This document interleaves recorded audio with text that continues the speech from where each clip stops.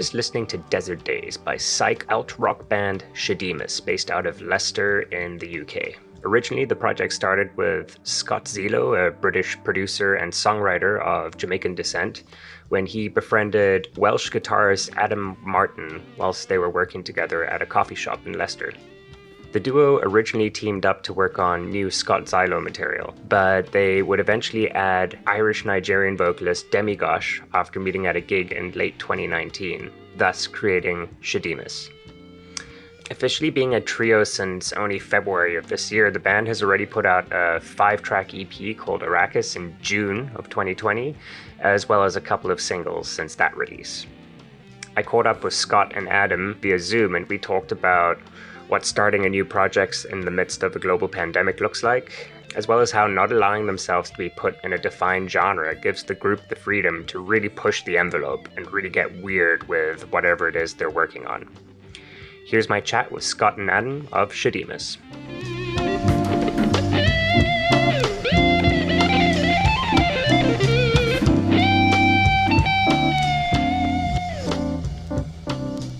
Again, thanks for taking the time to talk to me. How do I pronounce the name of the group?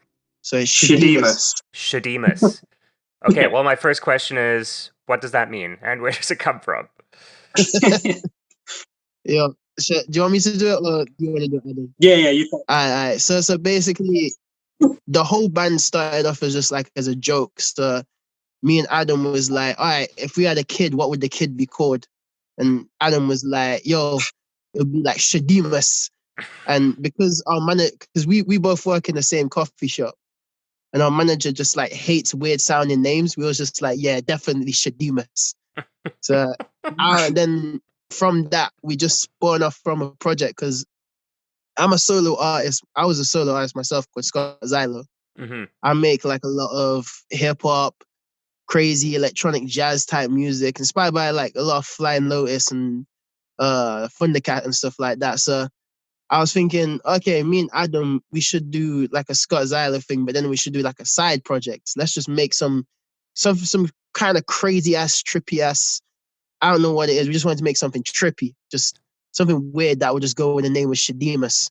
Okay. And then after that first session we did, we pretty much made our entire project. And it was weird because it wasn't until Desert Days we was like, yo, this is actually pretty good. Like this is kind of crazy.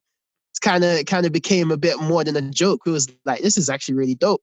So then we did a gig in November with Demigosh, who sadly isn't here right now. But yeah, shouts to Demi if you're listening. We did a gig with Demigosh, and Demi was telling me like, yo, whenever you want to collab with me, because I'm in like a new space, like I just want to be on more stuff right now. And he was like, and I was like, yo, I feel like Demi would really be dope on this tune. And Adam was like, you think? And I was like, yeah. So then I sent it to him. I think it was like 2 days later, he sent it me back. And I was like, holy crap, I listened to this. And then I played it to my girlfriend, and she listened to this. She started crying. And then I was like, yo, oh my God, I feel like we have something. And then I sent it to Adam, and Adam was like, holy crap, did you just do this? And I was like, yeah.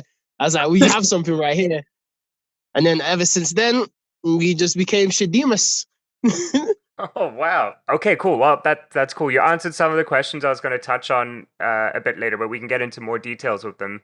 That's cool. I was hoping it was going to just be something random. It's funny, the amount of people I talk to, and I'll think like, oh, there's got to be a like very cool reason why they have this name, and like sometimes they'll just be like, no, it just sounded good, and that's it. That's as good as an answer as any. So, but I like that this would be your baby if you two made a baby, which you kind of did, right, with the band. So there you go. Pretty much with Demi as well. Cool. Well, how has COVID been treating you guys? Do you remember what you were doing when lockdowns? I don't know if it was the same in the UK. Were you guys like forced to stay home and all of that, like the rest of us? Yeah. Do you remember what you were doing when that started happening? So before lockdown, we was pretty much just making music. So me and Adam would have sessions. We was just making tunes. That's how we made Arakis, our first project. Just through sessions with me and Adam. And I'd go down to London, see Demi. get him record his stuff, and we just have sessions for back and forth. But then when lockdown hit, it kind of like stumped a lot of the stuff we were doing. So before lockdown, we had photo shoots, we had ideas of gigs. We dropped our first. Actually, it was crazy because it was literally the start of lockdown when we dropped our first single, which was pretty crazy. But yeah, we just had ideas of just like gigs and going down to London for a week and just chilling and like a lot of stuff. But lockdown was, it's been kind of one of those things where it was like a blessing and a curse at the same time. Right. Because my friend Ian, who's a record label owner, he always tells me with music, the most important thing about music is always timing and always the situation on when things are released and when things are timed. So the fact how Desert Days pretty much dropped around the beginning of lockdown, and it's a song about isolation and being alone and wanting someone while you're isolated, I think it kind of hit a lot of people during that lockdown period. So Right. I think that's kind of why it just exploded as it did. And, me and Adam, we would go back and forth on Skype, trying to have like Skype sessions. He would send me guitar loops, I would send him drum loops. Right. And we kind of got to a point where we made some stuff, but it wasn't at the quality of when we was together. So Okay. it was like we kind of all went in our little pockets, where I was like, okay, let me start focusing on more of like music theory, and I want to start more on like marketing and like music marketing and just learn about the industry.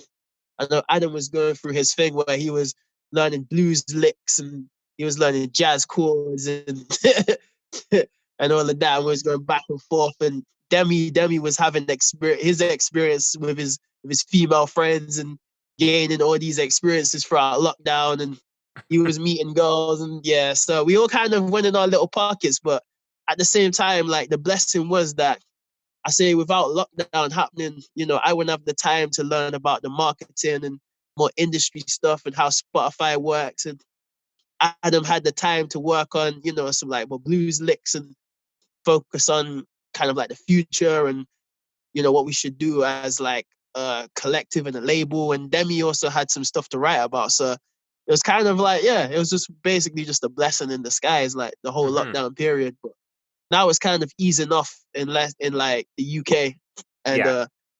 kind of like regionally. We're starting to like think about, all right, let's book more gigs, let's link up with each other, let's connect with one another, let's start making music videos. And even in lockdown, we tried to make a music video, which was crazy. So that was a good experience. And Yeah. yeah, Because I've never done the Irish music video. What would the music video have been for? Which song? for Eyes. It was for a song called Eyes. Eyes. Okay, cool. Yeah. Oh, I like that one a lot. Yeah, which is off the project Arakis, which was off there. Like we pretty much just had an idea of like, because I was doing a lot of editing with just like clips on the internet, like a lot of montage anime clips and stuff. And I thought, you know what, let's start to make a music video. Like, let's just do a thing where we just film each other in our little environments and just splice it together, see what we can do. And it kind of went out pretty cool because the shouts out to Shumba, who was a feature rapper in there. When I was getting clips of what Shumba was sending me with him, he was like in some kind of lake forest and stuff like that. I was like, bro, it's like, how the hell did you find the time to film yourself while inside a river in like the forest and stuff? Like, he was just coming out with mad stuff, and then he came out with some crazy stuff, and we got a bunch of friends to like film some stuff for us, like while they're in lockdown. So it kind of came out as like a really, really nice project, like throughout the time. That's cool. And who put it all together? It was myself. Yeah? During lockdown, it's like lockdown, I kind of just had this. It was weird. It was a very weird time, lockdown, because I wasn't making much music, but I was doing a lot of shit around music. So I was like editing. I was learning about Facebook, learning about Instagram, learning about Spotify, learning how to freaking actually work this Mac that I just got like to learning how to do Logic and stuff. So it was just like a lot of learning and just That's a lot of great. practicing stuff. That's Yeah, awesome. You've definitely been like not letting it get you down, right? You've just been yeah, using it to, maybe not create, but at least expand your mind and help your craft. So that's amazing. that's it, my man. That's it. Just like kind of, when kind of like the creative side is down, you just kind of just build around the creativity and just let it kind of inspire itself, man. Yeah, for sure, for sure. I mean, this is how the podcast started. I was before this became a podcast. I was going backstage and just interviewing artists before or after It's they incredible. performed, and obviously, when things started getting crazy, that wasn't happening anymore. I just pivoted, and started reaching out to people like you guys, and the response has been great. Everyone's at home, so it's not like they're like, oh, I'm too busy. Sorry, no, you're not. You're at home. Adam, what's the latest stuff you've been learning on guitar? Pretty much just learning how I'm supposed to write with this whole Shadeemus music thing. It's Right. Is it very different from what you normally do? completely different. I don't think I'd ever even thought about doing jazz chords at all until I met Shaq, until we started doing his Scott Xylo stuff for a gig in November. My whole thing is metal. I'm massively into all of my metal music, so that's sort of what I focused on since I was 11. Oh, okay, okay. Whole playing thing, like massively into Trivium, are my favorite band. Okay. I blasted Trivium, started learning all of that sort of stuff, leaned really hard into the playing as fast as I could and as many notes as I possibly could, which is weird for me because with the whole Shadeemus solo stuff, I tend to not do the whole sweep picking, going as quick and as crazy as I possibly can. Definitely not. No. Yeah. So it's just pretty much trying to wrap my head around how I'm meant to make this sound more natural.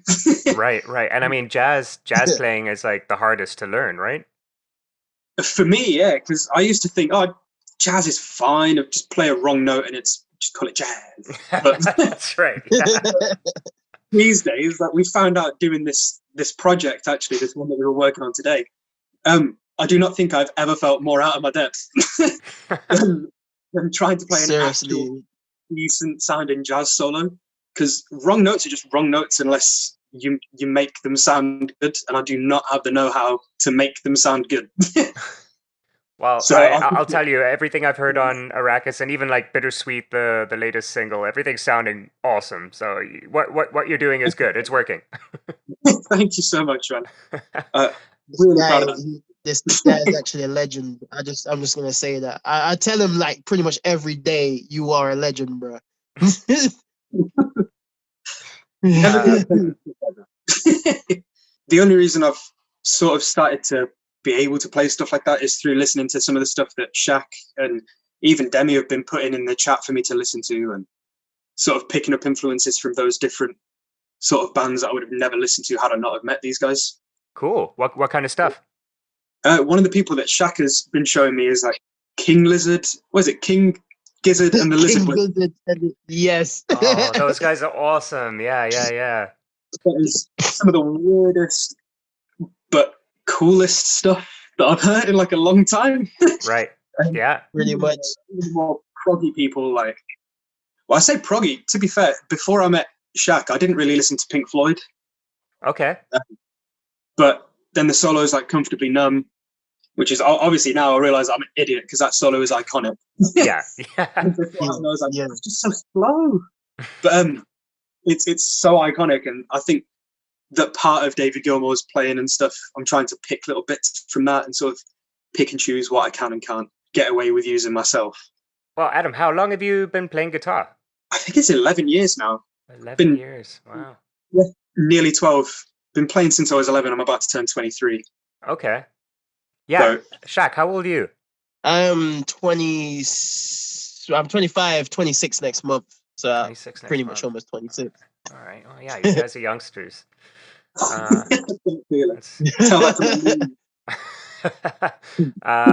Adam, when did you know like guitar was something you wanted to do? I guess it first people I heard playing guitar was my brother. So he used to play. He never really got super into it, but I used to hear him in his bedroom playing stuff like Wipeout and the James Bond theme tune. Okay. So I got into and then I guess like the big, oh my God, this is so cool. This is what I want to do. Is I think if I'm right, Tony Hawk's Pro Skater 3, the soundtrack, like the opening song was TNT by AC/DC. Yep.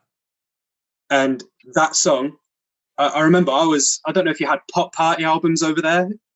Like, yeah, we did. Yeah. You do. So I was like a very strange boy as a kid. You can listen to like loads of the weird kids pop stuff. And then I remember going in and hearing this AC/DC stuff completely blew my mind. So I went running into my dad's room. I was like, "Dad, what the hell is this?" And he showed me that whole, If You Want Blood, You Got It. He showed me that live album. And I'm pretty sure that is all I listened to for like a solid 6 months until I started to get more into like Bowie and people like that. And yeah, it's probably AC/DC and The Rise and Fall of Ziggy Stardust by David Bowie, to be fair. Wow, awesome. And when did you start getting into metal? Like harder metal, I guess, like Trivium status. 2012. 2012. I think it was actually Trivium that got me fully into metal. So I heard them playing Throes of Perdition on the main stage at Download, only on TV. But my dad recommended it because I liked AC/DC. He was like, "Oh, you should watch Download. It's on TV now. Like, you're doing nothing."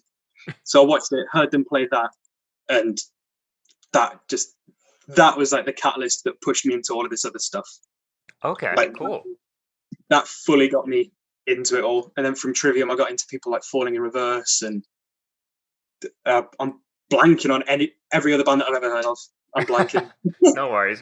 Yeah, but I get the sense. Like you're like metalcore, that whole genre. Cool. That's awesome. And then it's safe to say you're obsessed now. I was creeping you on Instagram, and it's just guitars, and then there's one picture of your girlfriend. Your second post. Hey. That's it. Yeah. Right. Been with guitars for longer than I've been with her. All right, that's fair. Yeah, guitars are your first love, then, I'd say. She's in the other room. She can definitely hear me. I'm going to get beaten up over this, but that's fine. Joey's definitely going to beat you up. In front of my friends, it's okay. Cool. And then how long have you two known each other? Man, I think it's not even that long. Nah, it's literally because I would like to say about a year now. I think it was last May, because that's when the event happened at work. That's when you came in. So yeah, it would have been May last year. Okay, cool. And then it's just from then started talking to each other about music. He picked up that I was a guitarist, and then got me in for his Scott Xylo gig. And the rest is history. The rest is history. Pretty much. I was kind of at a stage where it was like I was just looking for a guitarist, and I was trying to find any guitarist that I can mold into a jazz guitarist. Okay. So, I was asking, what does he like? I was like, do you like Pink Floyd? He was like, eh. I was like, do you like King Crimson? He was like, eh. Do you like Bowie? And he was like, yeah, I love Bowie. I'm like, okay, that's all I need. Let's go. So, after that, I was just giving him crazy jazz chords. Cool. And Shaq, where does your obsession with like the more jazzy old school vibe come from? When did all of this start for you? It's crazy because it's like I'm not really a jazz head. I'm more of like a psych rock head. But I kind of see like psych rock and jazz fusion kind of like cousins. They're just little cousins. Yeah. So for me, the whole psych came into my life was when I met like my first boss at like when I was 20. Okay. And he was an old school it was like a cafe, and he was like an old school rocker. Like he loved the Beatles, he loved Yes, he loved Genesis, he loved Pink Floyd, he loved Hendrix. Being like 20 years old, because for me all I used to listen to is just pure hip-hop. I just used to listen to just straight hip-hop, Nas, Jay-Z, Kendrick, and then just hearing Hendrix and MF Doom, clearly, yeah, Yeah. definitely. Just like, because since Madlib, he always used to sample psych rock, a lot of psych rock. So it's Yeah. like hearing like just all of these songs like not flipped, just original songs. I was just blown away. I was like, this is crazy. And I remember hearing, I think I knew about Sergeant Pepper's Lonely Hearts Club Band, but hearing it in its entirety, and Mhm. then after that, hearing freaking Electric Ladyland, and then hearing Cream, and then hearing Jefferson Airplane, I was like, this is genres for me. Like, Right. it's just so colorful. There's so many flavors. There's so many genres. There's so many fusions. Like, I loved it. And straight from there, it was just, yeah, I just always wanted to be in a rock band, just a psych rock band. Like, I always wanted to Cool. be like Sly Stone and freaking George Clinton, and I just wanted my own funkadelic or something like that. Like that Right. was just the dream. And just since then, like I always like I was just like I just love blending sounds and genres, man. Like that's pretty much my thing. Like I had an album called Find Us When You Get There, which was like a blend of like 70s Afro funk mixed with a bit of psych rock and a bit of funkadelic, and then like I wanted to fuse like trip hop with very heavy reggae, and like I did that with a project called El Mago. And yeah, like just meeting, like literally I was just telling my because I'm a part of a label called Black Acre, and I was just telling Ian, just like, dude, I just wish I had a band. Like I really want a band. And then Mhm. met Adam, and Adam was like, cool, I'll play on your stuff. And then after that, I wanted to find a drummer, but instead of a drummer, I found a singer. So I was like, hey, this is perfect. Wicked. Probably been making music for about 6 years now. Okay. Like, yeah, I think it's around 6 years, maybe 7 years. I don't remember. It was interesting when I first came across Arakis, and then when playing it on Spotify, you can just see like Mm. who's all in, who's all playing on it, and I was like, wait, there's like five people, like what's going on? I was like, got very confused. Then I did some digging. I figured out who Demigosh was. I figured out who you were, and Adam, being a session musician, doesn't have his own stuff out, at least that I could find. And I was like, okay, I'm sorry to get the idea. And then, when I was doing research for this, and I looked into Scott Xylo, and then I'm learning Yeah. about John Glitches, and then I'm learning about the Space Wizard. The whole Also, Scott Xylo verse. so that you seem to have like a lot of personalities that come out in whatever you're making gets a new moniker, basically, right? Definitely. Like I would say kind of like my whole thing was I always wanted to like before music I just wanted to I wanted to like be a cartoonist or make cartoons or just be Stan Lee. I wanted my own Marvel Cinematic Universe. Like Right. so I was just so yeah, like I kind of have these little characters just so it's just like Scott Xylo is more than just a person. It's about 40 people in one thing. Like there's different sides of Scott Xylo. So I kind of like to have like little characters to represent how I'm feeling in a part of my life. Like when I was in my early 20s, John Glitches was like my whole like character around them days. Like I was basically just on a quest to find myself a girlfriend while being some kind of very antisocial cyborg. Okay. But yeah, and then after that, I just became a space wizard, just crooning on a bench, just being like, what is this? So yeah.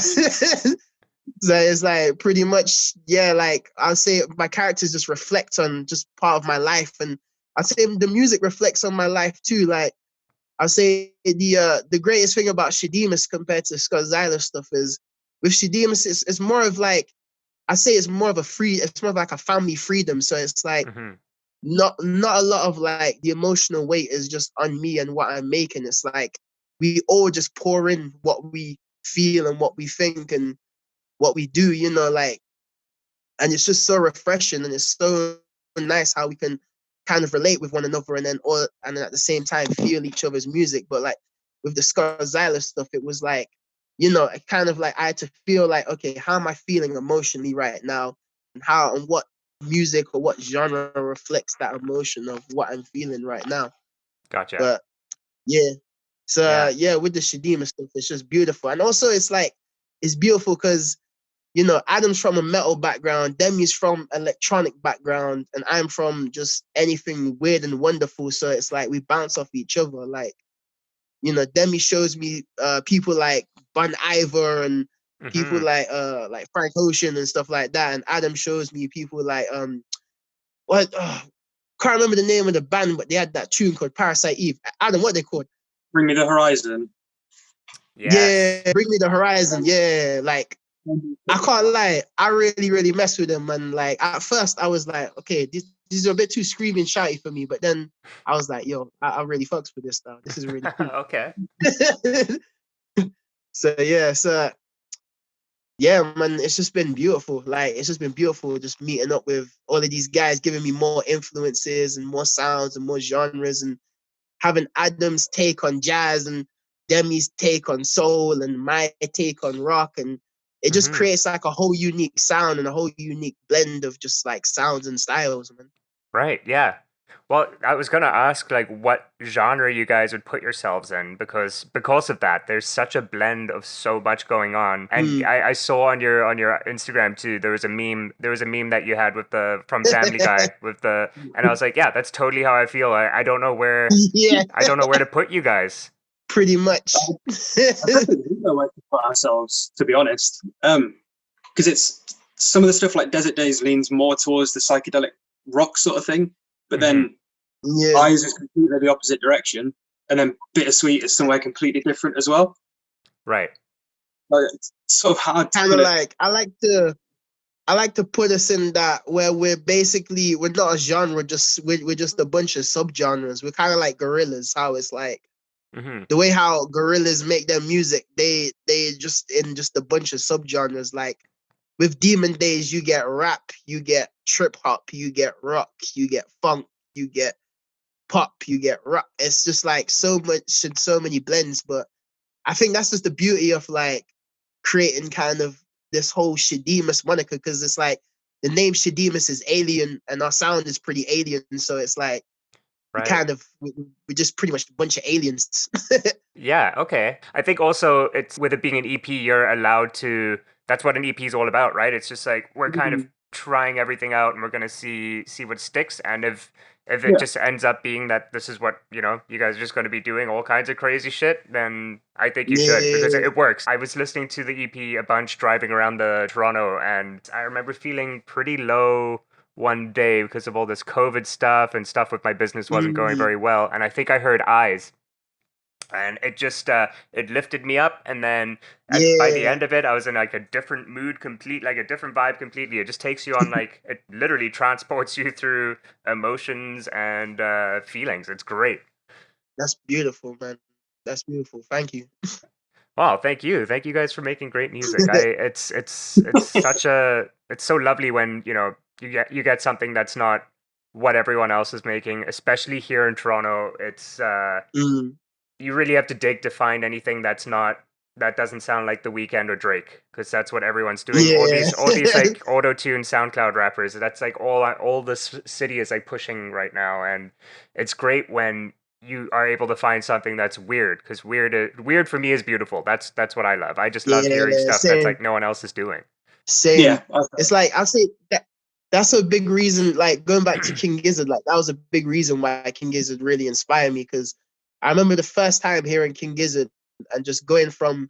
So I've heard them at microtonal. I think it's called microtonal flying banana or something like that, where Okay. they'll start doing like microtonal stuff with guitars. Like from that, I went back to them and hearing their folk stuff and their jazz stuff and the whole like a lot of doom metal stuff, and it Hmm. just made me think like I would love to do something like that, exactly what they're doing, where it's just like they pretty much have no genre besides they just kind of they're in their own whole universe and their own whole like little lane what they're just zooming through.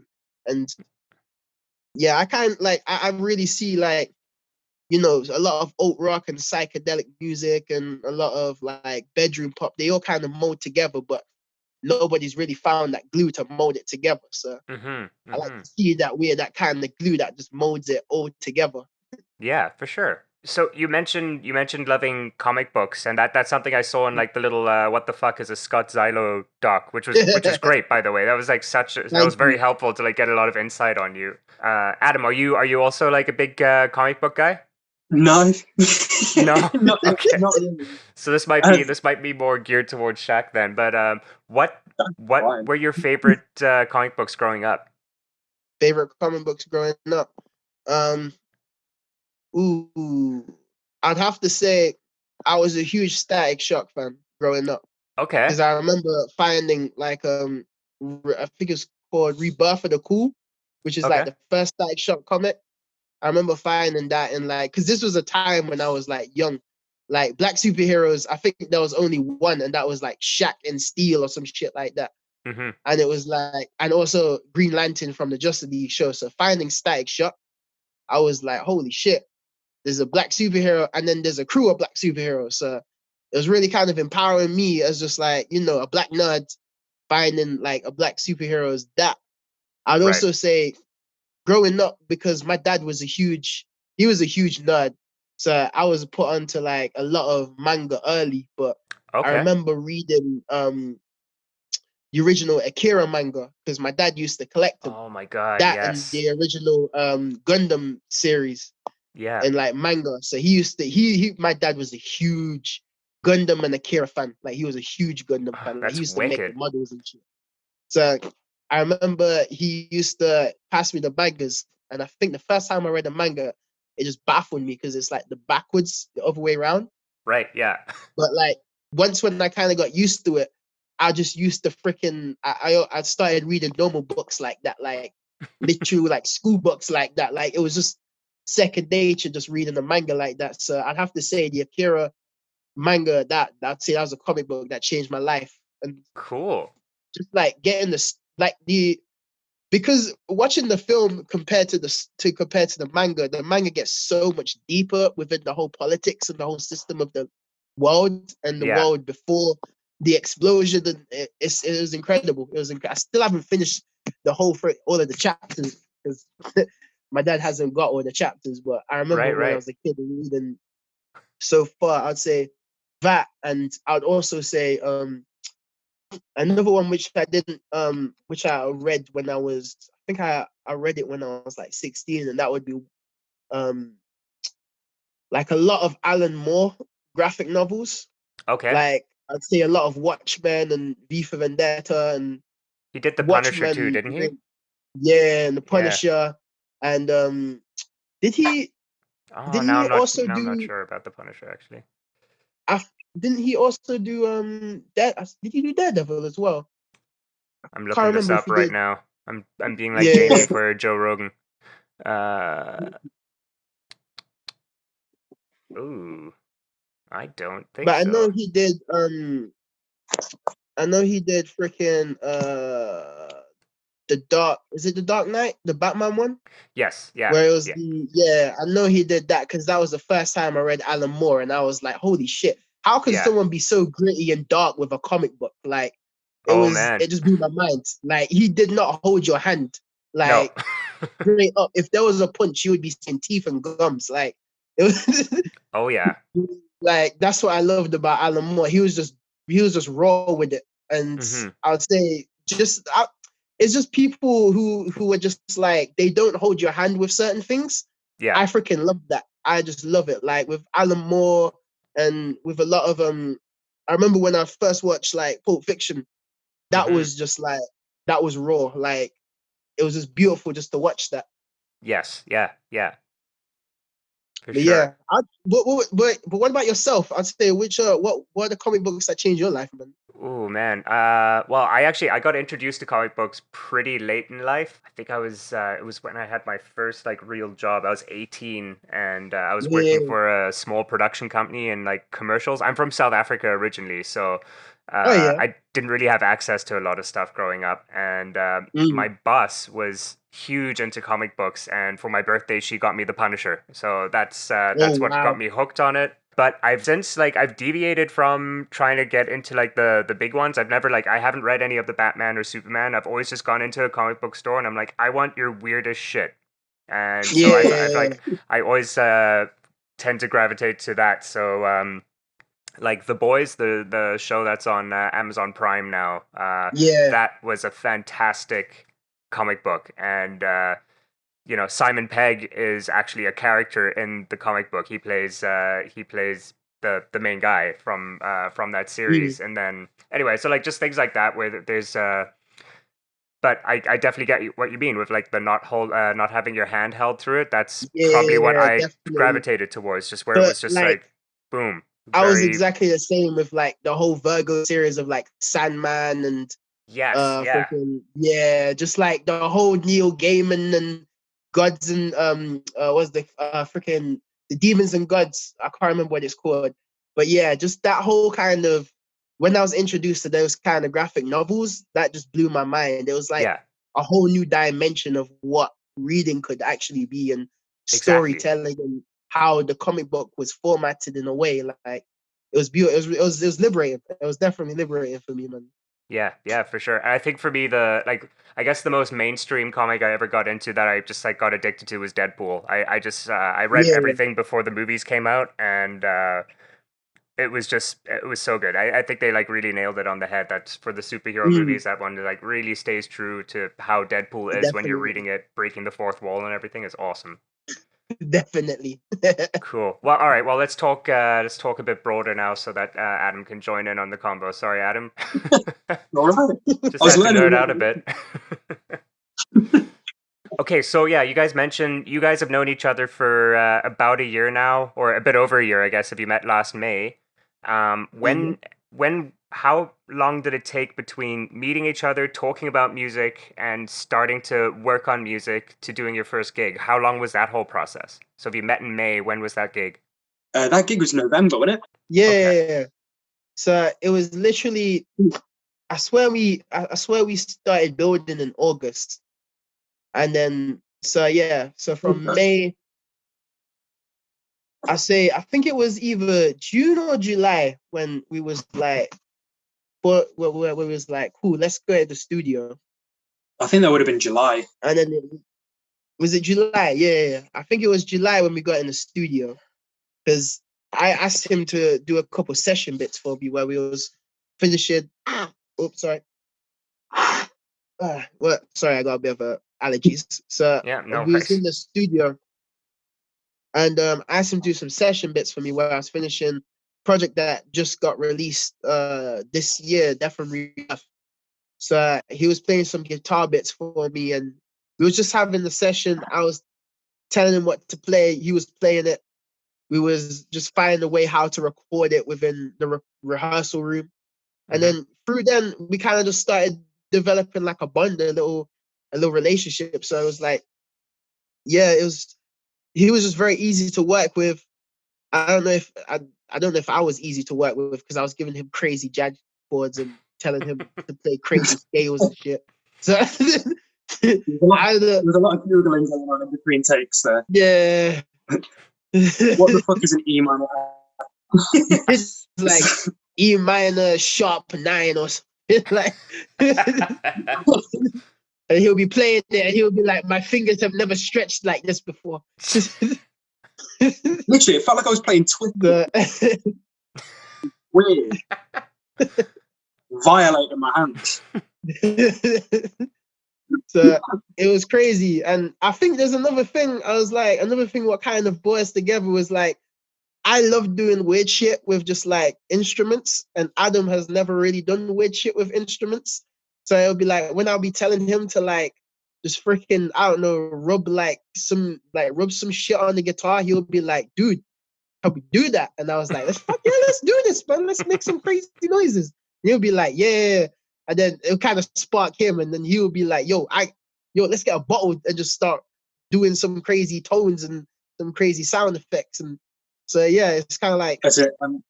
I think on every single song on Arakis, I think there was like scrapes with the rough bit of the tremolo arm on like there's slides off of the fretboard with like champagne bottles and stuff on eyes and Desert Days. That's awesome. Like, so many weird little layers. I think pretty much we ran out of tracks each time, like the computer almost. I remember we crashed the computer after we did so many tracks of like sound effects and shit. Oh, that's that was wild. freaking funny. So yeah, I think it was just like kind of just bonding just over just doing weird shit, and while at the same time, like, you know, I was giving him stuff to play and his mind would get blown and then my mind would get blown and we'll just kind of like feed off of each other. And I think that energy of just like I'm feeding him shit and he's feeding my creativity and I'm feeding his creativity, it's just like an endless stream of just like what we could make. So I feel like that was kind of just the sparking point after we did after we started practicing for the show in November. And after we was making tracks and we was doing the show in November. And no, making tracks and practicing for the show in November, sorry. And then while we did the show in November, I think it was crazy because it was probably like, I don't know, you say it was like the biggest gig you've ever played or something like that. And it was like my first gig of like playing bass as well. So it was crazy. And it was also Adam's first gig in London. And it was like my first gig of I was singing as well, because I was singing on like the El Mago stuff. So it was a crazy shock for both of us, and the gig was incredible. Like, shouts out to Shumba for putting it together. He put an Ancestral Futures gig, and Demi was playing at the gig as well. So if it wasn't for Shumba, we wouldn't have met Demi while playing at the gig. So, and I think it was after the gig when we did it, I think we both just said like, yeah, let's just start a band. Like, let's just start something and let's just make some weird shit from it. Cool. I swear it was on the trip back to the hotel, wasn't it? Where we were like, that was sick, we need to do that again. And it was like, why don't we do that? So up until then, it was just something fun to do, and then that solidified it. That was like, okay, we're doing this now. Pretty much. I think that was like the first moment that we thought of doing anything outside of the Scott Xylo stuff, because on that day it was purely the Scott Xylo stuff up until that point. Right. And then it sort of came into the beginning of this. I think it was about February time, wasn't it? Yeah, we started actually coming up with stuff. It was literally from February, like January was when we came up with like the whole Shadeemus idea, and then it was February where I came around your house, and then we just started just like recording. It was funny because it was like we made all of the tracks on Arakis just in that one session, because I think that whole session was Adam just showing me what a drone was, because I didn't know what a drone was. And Adam was like, dude, we should do more droney stuff. So I was like, cool, show me. Played it, and then boom, that was how Adeemus was made. Played me another drone. That was how Desert Days was made. Played me another drone. We made Shackle out of that drone. Like, this was all out of just one day. I think I was there for like 5 hours. Was it 5 hours? Yeah, 5 hours. Like, that's a song an hour. Yeah, literally. Wow. It's good. I don't think that we were being too like perfectionist with stuff. Like Desert Days, we played. I swear, aside from the keys at the end, there's one chord, and it's just a power chord. It's just I swear it's like a D or something. Yeah, it's just the drone of a D, and then it kind like I put on some drums that I chopped up, and then you started playing in like a Phrygian like mode or something like that, and then after that we was like, yo, this sounds kind of groovy and Arabic, and it was like, yo, this is like a nice desert vibe. And then after that it was crazy. I had the bass when I was at home, and then we was like, yo, this is actually pretty sick, you know. That's cool. Oh, that's awesome. So it was just like such a natural thing. So you guys must have like a ton of stuff lined up to come out then. Pretty much, like, if you manage to do this in 5 hours. Quite a lot. Pretty much, like, it's been a bit of a weird writing year though, because I think you touched on it earlier, Jack. We tried to write at the beginning of the year when lockdown first came in. I think we tried to start getting this project going as Arakis was scheduled to come out. Right. But while trying to do all of this, it was weird because we'd never done anything like it before. I had Shaq on FaceTime with me in the corner with, I recorded through the Line 6 Helix, so it's like a tiny little red box. Okay. And I had that going into my interface and then another bit going out into the amp, trying to make it so that he could hear me. And I was going, does this sound okay? Singing little melodies to me, and I was struggling to hear it because it was absolute mess. But I think there's some songs that we recorded that way that are actually going to make it to the next EP. Wow, that's so cool. I love how DIY this whole project is. It's really cool. Literally like DIY from the get, because it was crazy. Because from the moment of just like, okay, we made the tunes. I went over to London. I showed Demi. It was even me and Demi, it was like he wrote all of the tunes in just one day from the whole Arakis. Because it's like, we originally went there to re-record Desert Days, but then I ended up showing him Eyes. He was like, yo, I got something for this. He just wrote his little melody, started singing, recorded it. He was like, you got another one? So I showed him 2D, and he was like, I like this. Then I was like, something is like, let me take off the drums. Took off the drums. He was like, I got something for this. Wrote his little melody. We recorded 2D. Same with Eyes, same with Shaku, same with Groove Demus. Like it was literally kind of like the whole synergy of just everything happening in one day. It was like, it was beautiful. It was like watching a movie. Yeah, so, that's wicked. Yeah, man, it was freaking awesome. And it was just like from that to just like the cover of Desert Days. Like the cover of Desert Days is actually Demi while he's on holiday. So it's just kind of like just the cover of Desert Days and the whole idea of like, okay, I got an idea of a guy in the desert on top of a mountain. Demi was like, I got a photo, gave us his photo. We was like, let's go this. We was like, let's run with this. Oh, that's awesome. Then, man, like it was just beautiful. And just even the whole process of just like making the music video and just like promotion and even our style itself, like the whole kind of space psychedelic type style that we gained. It was just the natural of just like, we're Adam's from Wales, Demi's from Ireland and Nigeria, and I'm from England. We're from like three different parts of we're basically from three different countries. So it's kind of like, and different parts of the world completely almost, right? That's like, it. Yeah, pretty much. And we're just like, yo, let's just imagine it as three different planets, and like, boom, we got the space theme right there. I had a bunch of reverb, delay, and it all just kind of just came together like so naturally, man. Right. So, Adam, have you actually been in a room with Demigosh, like making any of these songs, or has this all just been? Nope. I think the only time that we've done anything together for this was the photo shoot. Okay. Yeah. So I think that's pretty much the only time that we've been in the same room doing something specifically for this. Right. It's pretty much, for the most part, I've been meeting up with Shaq, recording the guitar parts, sorting stuff out, and then it gets sent over to Demi, and then I get a really nice surprise some mornings when I wake up and it's like, oh, here's a new song. Cool. So I listen to that, and I get to hear it for the first time as well. Sick.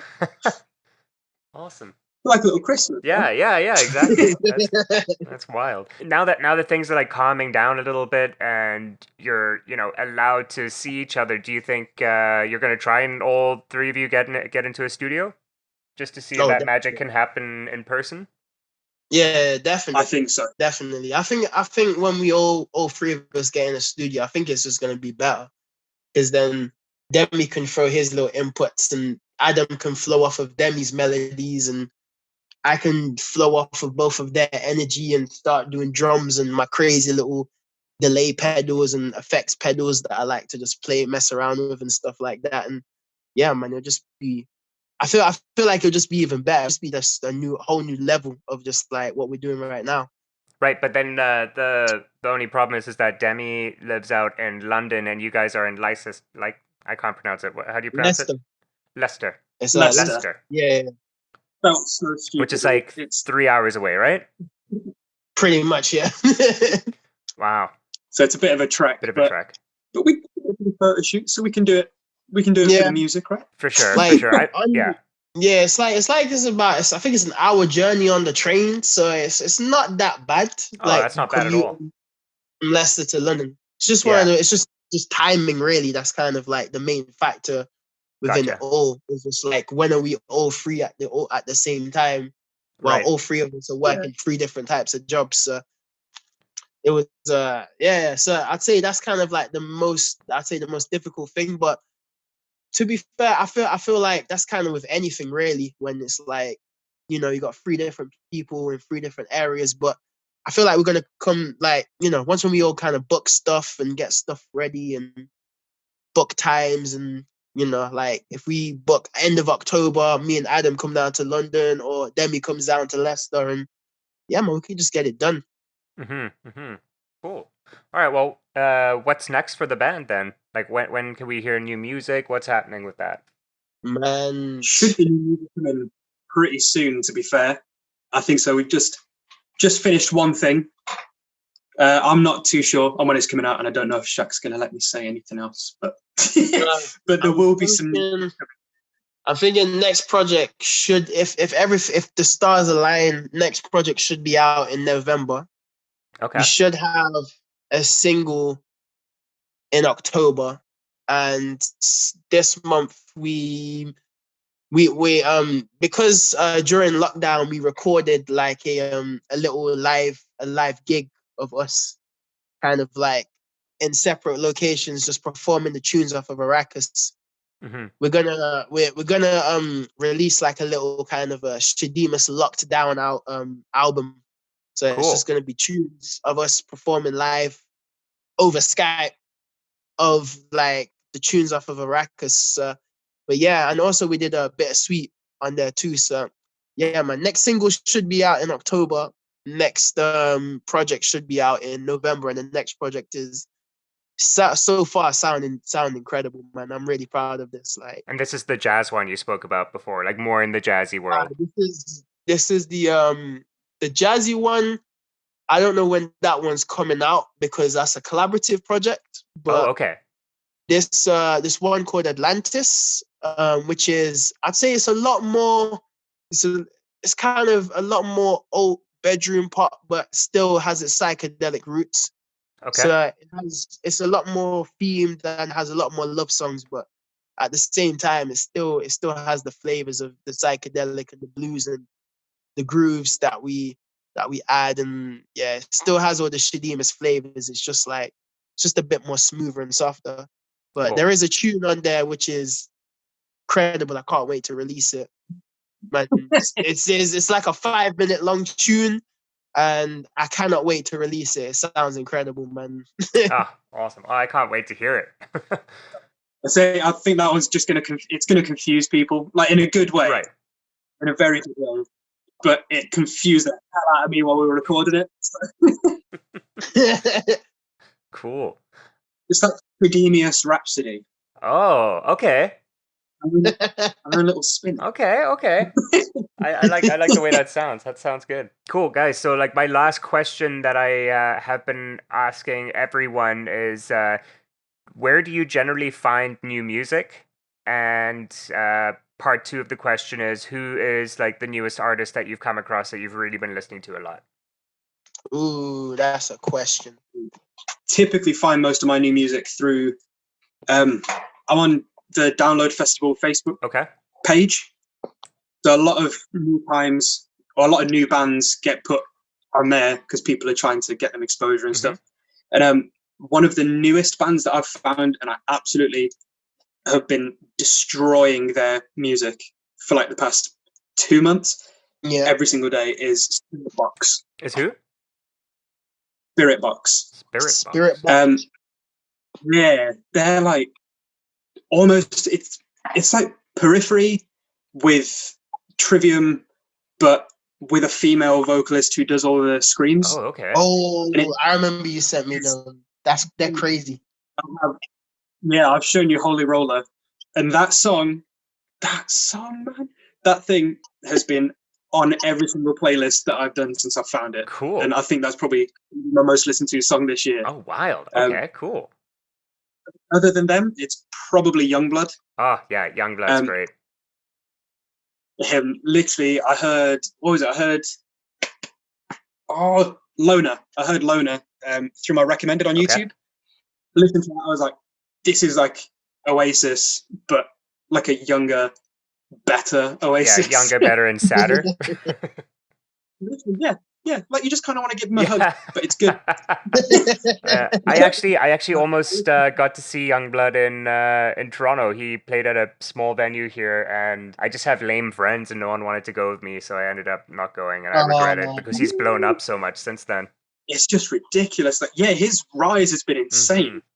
So because of that song with Halsey, he's just sort of completely shot up, and now he's on the new Bring Me the Horizon song as well. Yes, he is. Yeah. Intense stuff. So I heard that yesterday. It's just one of them songs that just made me smile when that riff kicked in. I was like, what I've been waiting for that day, you know? Yeah, for sure. Other than that, I don't really know. I guess Spotify, just the recommended people, YouTube recommended. Right. Yo, I feel you on that Youngblood concert thing, because I remember when King Gizzard was playing in London, and this was just off their little trilogy where they released like 3 albums, and nobody wanted to see it with me, and I was like, please, somebody come and see King Gizzard with me. And I ended up missing it, and I was like, oh, it's such a regret. But I definitely feel you on the Youngblood thing. Yeah. What about you, Shaq? Where do you find new music? See, usually it's just off of like friends, and friends send me music, recommendations, radios. But like, I'll say Spotify is normally gives me the best music for like recommendation. Like, there's this girl called Arlo Parks. Oh, I love Arlo Parks. She's incredible, man. Oh, she's so good. Like, I'm just on an Arlo Parks binge right now, and I just need more of her music. Like, she's incredible. She's got that blend of Portishead meets like it's got a King Fu vibe to it, but her voice is beautiful, man. And her lyrics are so beautiful. Like, they're hauntingly beautiful. Honestly, they're just beautiful, man.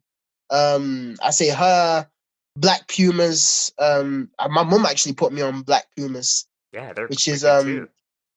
Yeah, they're incredible. Like, I was just, I'm gonna order one of their vinyls next week, because that album, what's it called? Is it just called Black Pumas? I think the album's called. But I'm not sure. Yeah, but that album is incredible, man. Recently I've started the YouTube Music free trial, and that YouTube Music I've been really enjoying, because it's like I've been going back to like a lot of like the old mixtapes I used to listen to back in like 2010 and 2008 and stuff like that. So I've been listening to like a lot of old like Odd Future mixtapes, and a lot of old like Madlib mixtapes and MF Doom mixtapes. And cool. Yeah, I've been listening to a lot of those. And also, I'd say another artist that I've been really, really influenced by is this artist called Bakar. He's a British artist. He's incredible. He I think it was 2 years. I think it's either last year or 2 years ago. He released a project called Yellow, which is I've just been bumping that project. No, it's called Will You Be My Yellow. He released it, and it's incredible, man. It's a short 6-track EP, but it's beautiful, man. It's beautiful. Like, his lyrics, the themes, his music. He plays guitar, he sings, and he raps, and he's very unique, man. I feel like he's definitely gonna be like a next heavyweight soon. Cool. All right. Actually, I thought of one more while you guys were answering the last one. Did you guys have tickets for anything that you were really looking forward to that got cancelled? Ooh. Yes. There was I got a Christmas present off of my fiance to go and see. There's a cappella group called Home Free. Okay. That I really like. Like, I really like them. They do sort of a cappella country music with all the beatboxing and stuff. Interesting. And we had to go and see them the day after lockdown came in England. So we were going to go and see them in Birmingham. Okay.